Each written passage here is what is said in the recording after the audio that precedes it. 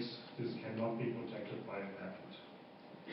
However, what I would like to discuss with you now for the end of my presentation is the morality standard. You cannot patent anything which is against morality. The problem is who judges morality. For example, have in former legislation the British be less moral than the Vatican or the Spanish, simply because in Great Britain there was no problem working with human embryonic stem cells or even patenting novel and inventive human embryonic stem cell technologies. The morality standard, so to say, was obviously quite different than the one of the Vatican, Neostem, for example, and there's countries like Italy, also Germany.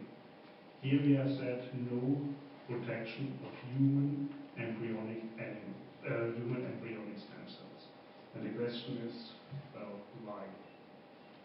This comes out of the Wisconsin Alumni Research Foundation case, where a claim was drafted for a cell culture comprising a primate embryonic stem cell.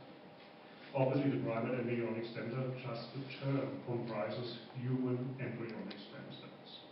The details of this claim is rather irrelevant because the whole discussion in court and the European Patent Office focused on the term primate embryonic stem cell. Can you actually exploit, can you make money out of a primate embryonic stem cell, especially if it's a human one?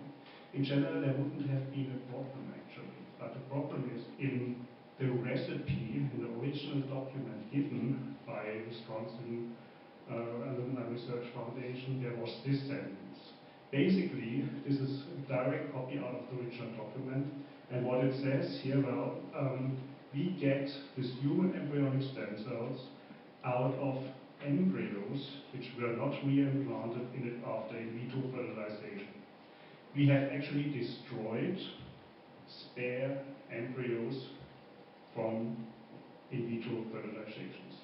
So they would have been thrown away anyhow, but they have been used for research, inventions were made, and the fruits were this patent application. So now the discussion started. Well, the only means and methods in 1996 in order to obtain the cells was the teaching, destroy a human embryo. This did not wash down very well under the morality standards, and the enlarged board of the European Patent Office, that's the highest chamber there, decided a human stem cell culture which can only be obtained by destroying the human embryo is in Europe against the moral standard and cannot be patented. In its defense, Wisconsin Alumni Research Foundation has said, well, but hang on, we have now novel technologies. We can now obtain stem cells out of embryos, out of blastocysts, without actually destroying the embryo. Problem is, this technology was only available much later, about 10 years later than the filing of this patent application. So the court says, well, if you use, for example, these technologies, you're always judged on your filing date. In 1996, there was no technology where you would not destroy this embryo. Next defense was, excuse me, yeah. Can you come closer to that because we're running really out of time. Okay. Yeah. Good. So at the end of the day, what happened is, or the core message is, don't destroy embryos. And what is very important, do not use stem cells, cultured stem cells, where at the beginning of the stem cell the embryo was destroyed. I'm not going, because of, since we're running out of time, I'm not going through the Bristol case, which was exactly the same story. Unfortunately, I don't have the time for showing you this. I just want to say this shows again what happened in the Bristol case. Bristol also tried to protect human embryos. He was attacked by Greenpeace. The German Patent Office had granted a patent. Greenpeace filed an opposition against it, and he had a large story behind this now, because at the end of the day, it went up to the highest European Court of Justice, whether human embryos and human stem cells can be actually protected. No, they cannot be protected as long as an embryo dies at one point. However, we have now new technologies. We have now the PGD techniques, where the embryo, they take out the stem cell and the embryo survives. lives. So if you have now this technology in hand, and you can file now a patent application, especially after this important scientific publications where you can have human embryonic stem cells without destroying the embryo, this is actually allowable.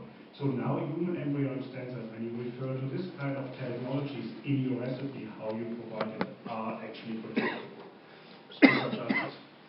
The deadline for this is January 10th of January 2008, because this was the time when this publication was online, and so you have now a lot of possibilities to also protect your culture meter. Then the technology we have just learned about how to culture chondrocytes you could actually protect. So there is no problem in protecting means and methods how to do your research. And for human embryonic stem cells, you need to make sure that you refer to the publications after the 10th of January 2008 in order to prove that you can have your hands on this kind of cells without destroying human embryo.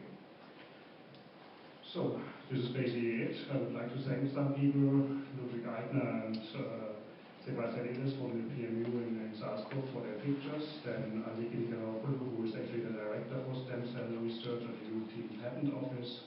And you for your attention, and if you have some questions, I'm happy to answer some of them.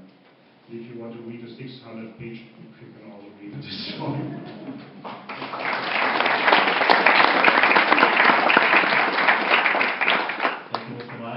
We have questions from the floor. This is not the case. I just want to make one comment. Maybe you mentioned the techniques without destroying an embryo. So as far as I can see, you cannot get a patent on this. No, you cannot, because the European High Court made clear as long as you use human embryos industrial or commercially. This is then the use. It's not a question of whether you can get a patent or not. Yeah, you cannot get a patent. I use it. I'm convinced you can. Yeah. So any further questions?